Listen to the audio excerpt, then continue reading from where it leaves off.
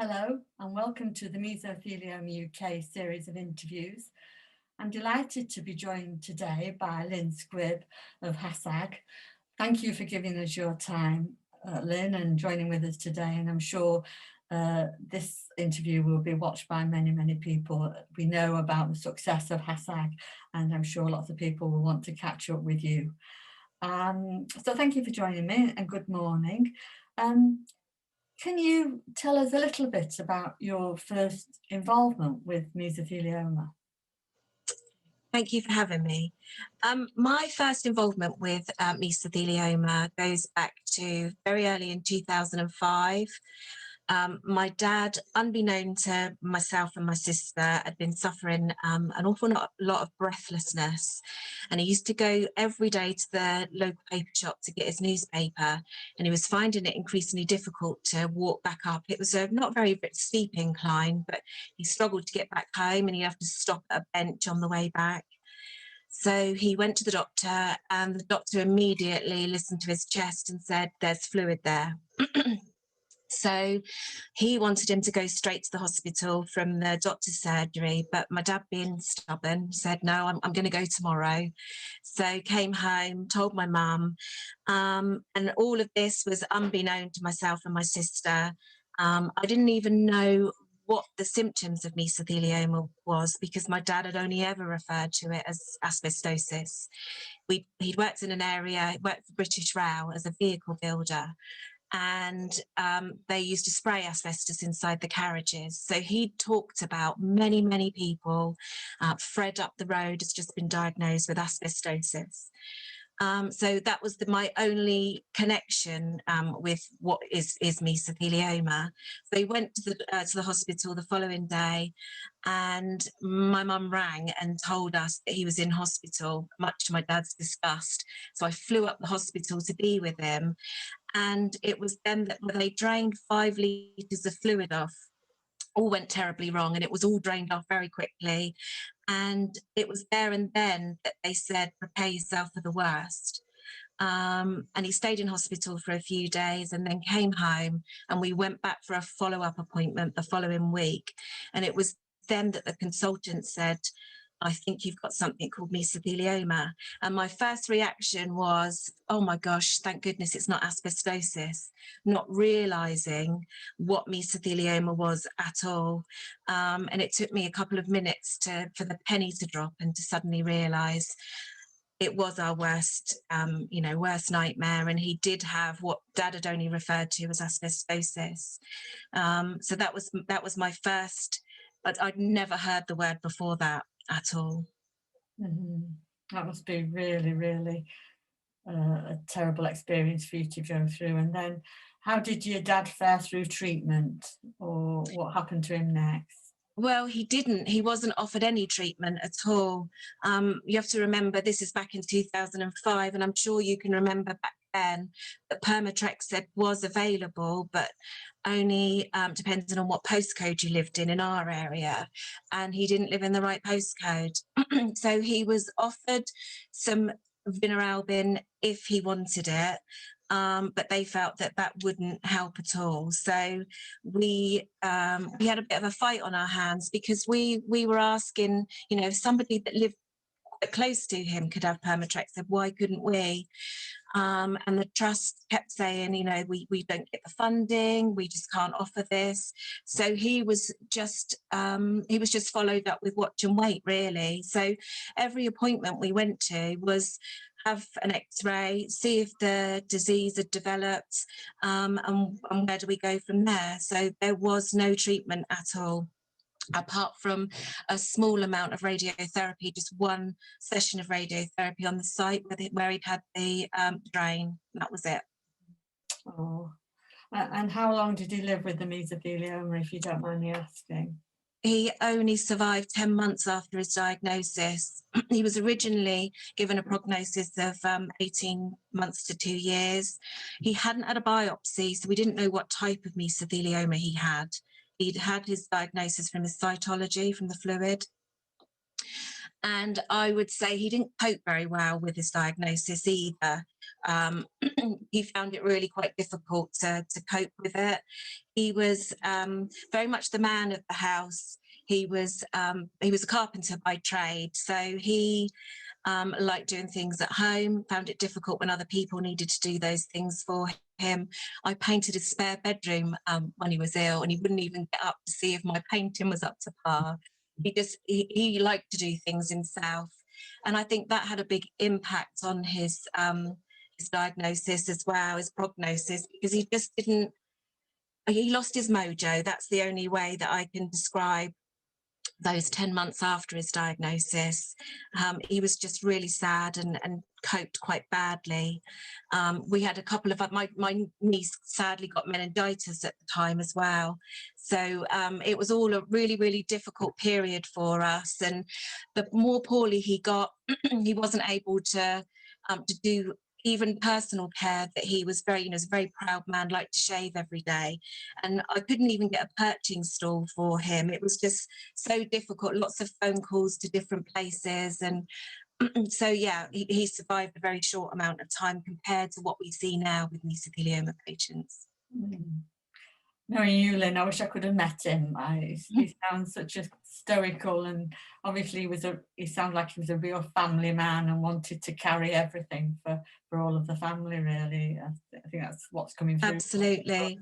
Yeah, no, he was a really lovely family man, and really proud of all his grandchildren. I'm just pleased that he did get to meet all of his grandchildren, but they were all really small, and it's only my eldest daughter Molly that can actually remember him. All the other grandchildren don't remember him at all, which is sad for them, because they didn't get to meet such a lovely man. So what spurred you on to start HASAG? Well, and I have to say this, I need to put this out there, it was my sister Diane more than myself. She was really keen for other people to not go through that same experience that we did. It was very isolating, and even in an area where there's loads of people that have developed mesothelioma. I can remember my dad meeting a friend of his who died from mesothelioma as well, and they counted up over 100 men before them that had developed this from the railway works between them. And she just felt that in an area that was blighted by mesothelioma, there was so little support. So just going back to the urchin stall, access to things in the home to make life easier for people to remain at home longer, I couldn't get hold of. Nobody told us that he was entitled to an attendance allowance. He didn't get offered any treatment. There was no referral to palliative care. The hospice didn't even know, they didn't have a referral for him. So in the last week of his life, it was quite difficult to get that support for him to remain at home. And even his GP said, "I'm in the dark here. I haven't actually treated a mesothelioma patient. I'll do whatever you need me to do, but I'm not sure how I'm supposed to help." So it was off the back of that Diane said, I know of other support groups in the north of England that offer a variety of services to help support people after their diagnosis. Can we do something the same? And I kind of humoured her, if I'm honest with you. I thought, well, I don't know what we can do to help. I wasn't very tech savvy. I wasn't on the internet back then. I wasn't aware of what the other groups did and how they supported people. So I kind of went along for the ride with her to begin with. And we started with a coffee morning. And it was so well attended, and these people came with so many questions that we both felt then that we needed to learn more. We needed to educate ourselves. How can we help these people? What's the best way for us to support these families in a desperate situation? So we trained as benefits advisors. We then registered as a charity, and we expanded across the whole region to support as many people as possible after they've had that bad news break. in those weeks after a diagnosis, where you're given so much information and you're not really sure where to turn and what to do first, and kind of take the burden away from people so that they can concentrate on their treatment and what they need to do next, to try and survive longer than my dad did. So it was really just, both of us then were completely dedicated and focused on trying to make sure that nobody experienced that isolating and difficult journey that we did. And that's been our focus ever since. Right, what a steep learning curve that must have been. So HASAG was formed how long after your father had died? So he died at Christmas 2005, and the following year we started, I think the October of 2006 was our first coffee morning, and we've just gone from there. We have 8 coffee mornings now, all via Zoom. We do a lot of fundraising. We are always trying to adapt our service, so we're always asking, is there something that you think that we need to be doing? Feedback forms and so on. So we constantly try and evolve to keep ourselves as current as possible and make sure that we're offering a service that patients need. It's no good us thinking that we're doing something that's helpful. We need people to tell us that. Mm-hmm. Just going through my mind as you say that, I think of probably one of the most recent things you've taken forward is the counselling and putting people in touch with counsel, which we wouldn't always expect from an asbestos support group. So, you know, you're always up there for thinking and down there for dancing, aren't you? Well, and again, this is out of feedback, and lots of people were saying to us, we've spoken to the GP and I'm on a waiting list for counselling. Do you know a counsellor? How can we get access to them? And it might not be the patient themselves that feel that they need that counselling. It could be a family member that's really struggling with that diagnosis. You know, bearing in mind, this is, to me, I've always called this a man-made cancer. If asbestos wasn't imported into this country, we wouldn't have the massive problem that we have now. And that's what some people find really difficult, is the knowledge that asbestos was so dangerous over the years, but nobody did anything really to prevent this, going back 40, 50, 60 years ago. So many people came to us and said the waiting list for counselling was so long. Could we do anything? And that's where the seed was planted, really, and that's where we vetted counsellors right across the region. So we have different lists for wherever somebody lives. We have an Essex list, for example, or 2 London lists. So if people approach us and they need counselling, we're able to give them that list. They can contact that counsellor, and within the week they can be starting their sessions. And the feedback that we've had from people that have taken the offer of counselling and had those sessions has been phenomenal. And you know, we can extend those sessions if somebody or the counsellor thinks that the sessions will continue to be therapeutic. And we don't just cut that off at 6 weeks or 6 sessions. They are continued if people really feel that they're beneficial to them. So, you know, we're really grateful to the National Lottery because they funded that for us for the last year. Brilliant.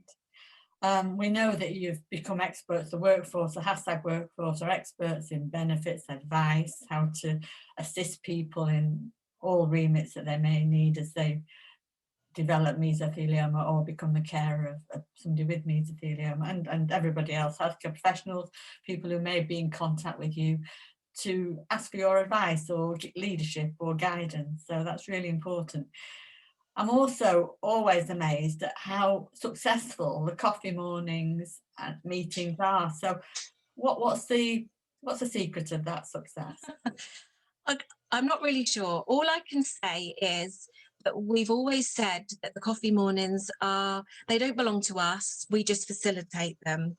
They belong to the patients and their carers. And we'll do whatever everybody wants at those coffee mornings. So some of them, we have speakers that come along and talk about various different things, where other coffee mornings, it's a more social event. We'll have a raffle. We'll have information on the tables for people to pick up. We invite people to be involved in studies. So I don't know is the answer to that. I think the importance is to the focus is on the patient and their carers. It's not our place to force something on these people if they don't want it. So the information, if somebody wants a speaker there, we get those speakers there. But alternatively, if they just want to meet others for a gym wag and a couple of biscuits, then and that's there for them as well. It's not, I've always joked, it's not an AA meeting. Nobody's expected to stand up and say who they are and their story if they don't want to. But they're really inclusive, a really lovely group of people at every one of our coffee mornings, and that's continued through the pandemic on Zoom, which is not the same. It's different, but it still allows us to keep in touch and prevent other people from feeling isolated through what's been an unprecedented year. I think probably the only coffee morning support group meeting that I know that Father Christmas attends at the most appropriate time, obviously, but it just shows the flavour of diversity, I suppose. And you touched a little there on research, asking people to join in with studies and letting them know about surveys and studies and what's available to them. But HASAG's also helped with research, hasn't it? You've really fed into the Mesothelioma Research Centre at Sheffield, Sheffield University, which I'm glad is really set up, but even a pre-runner before we'd set up the research centre. So can you tell us a little bit about your thoughts about that and the importance of that and how you've gone about it, really? We've always been really good at keeping data here at HASAG, because I just think that it's really useful to be able to look back on data, because it gives you a really good picture of the people that you've seen and the type of work that they do. And we were originally approached by Angela Todd about the GEM study, the Gender in Meso study, and we were able to give 3 or 4 years worth of anonymised data to help with that. And my interest in that was, I felt personally that the women that we went to see were at a slight disadvantage when they were diagnosed with mesothelioma for access to not just benefits, but compensation and various other things, and a support network sometimes. I knew that, but I think the evidence needed to be sorted out from the data that we were able to provide. And I think it's off the back of that study that we then become involved with the peritoneal study and other studies, the MIMES as well, for the military personnel. And I just think that research and these studies are so important moving forward. But we can't prevent people from being diagnosed with mesothelioma in the future for those that were diagnosed many, many years ago, but we can help them with their journey. And these studies are so important to make sure that peritoneal patients get the access to the exact same that somebody with pleural mesothelioma has, and again, military personnel with the difference of what they're entitled to. And that's really important, that where there's an equal playing field for everybody. And these studies are the only way that we can show when somebody's at a disadvantage. Yeah, and I think it's another route for people to find out about what's going on out there. And so, we can have the Meso UK nurses advising on what's going on, but to have, and social media, but to have that other route through the support groups is so important. It's really important, yeah. Just before we move on from the coffee mornings, just remind me where the coffee mornings are when they are face-to-face, which hopefully after next, well, no, not next week, but in the future, we will get them back on board. So our plan is, hopefully, regulations permitting, to start face-to-face in September. If everybody's had their vaccines by then it hopefully will be safe to do so. So we have Southampton and Portsmouth, Woking and Uckfields at East Sussex. We'll have a Kent, Essex, London and Reading. So we cover quite a big area. So we're hoping to resume all of those come September. And one of you or more travel to those coffee mornings when they're up and running. And there's always a Mesothelioma UK nurse present at those as well. So we work really closely with nurses across the region. Yeah, that collaboration, very grateful for that. Thank you. It's so important. So I think I probably already know the answer to this, Lynn, from what you've said, but what's your main inspiration for HASAG? My main inspiration is to keep offering the service that we do, continue to evolve with the needs of the patients that we see and their families, continue with funding Mesothelioma UK nurses, continue with our donation to the research funds. We're hoping this year we're going to reach the £1 million mark that we've donated for research over the years, and just ensure that nobody goes through that same experience that we did as a family. Make sure that people don't feel isolated, scared and confused about what they need to do next, and offer awareness as well for people newly qualified as plumbers, electricians, people doing DIY, just to be extra careful when doing any work at home, to ensure that they're not exposed to asbestos at all. My daughter's about to embark on a teaching career, and we've talked a lot about asbestos in schools still. So it's, raising awareness is a big part of what we do, as well as the benefits advice and all the other elements of support. So it's to just really to continue what we're doing and evolve as much as possible. That's our main aim. There's 5 of us in the office that are full-time now that offer this service all the time. I was going to ask that. So yeah, thank you for going on to that. Yeah, and each one of us has had a connection with somebody that's had mesothelioma. Joe and Lisa had aunts that developed mesothelioma from one of them from their job and the other from washing overalls. So, we do see a diverse group of people, some of which don't realise that they've been exposed to asbestos until we speak to them. So awareness is a big part of what we do. Liz, what a vision it is and what a team you all are. So, and the collaboration with Mesothelioma UK and all your support is so gratefully received. So thank you for your time today. I'll let you get on to the day job and hope to speak to you soon. Thank you. Thank you. Thank you so much, Lorraine. Bye-bye. Bye. Bye.